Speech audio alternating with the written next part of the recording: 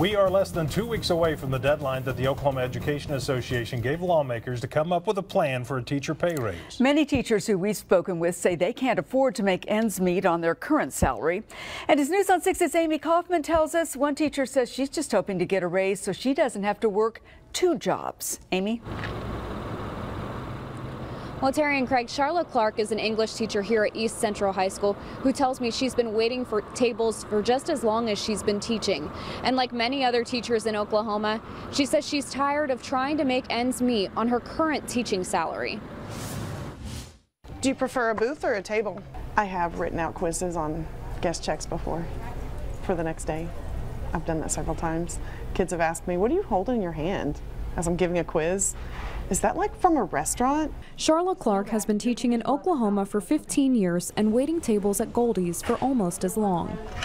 You are, sir? I can't tell you how many times I leave school and go directly to Goldie's. She is one of hundreds of Oklahoma teachers who has to work multiple jobs to make ends meet. Sometimes I hate it when I clock in, I'm making $2.13 an hour, just because the state of Oklahoma doesn't pay well. And though Charlotte says she doesn't teach for the paycheck, it's $26.01. She wants to be compensated like a professional. My first take-home paycheck when I was here in Tulsa was $16.36 a month.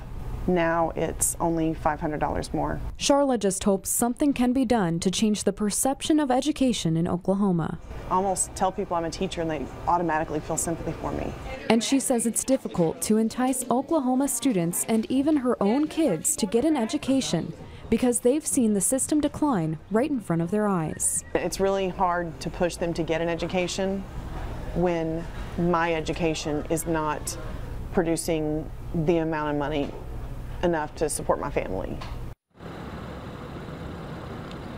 Now today, a group of Tulsa teachers, parents, and students went to the Capitol to talk to lawmakers, and they're still encouraging you to contact local legislators to encourage them to get something done before the walkout on April 2nd. Live on the scene on The Story in Tulsa, Amy Kaufman, News on 6.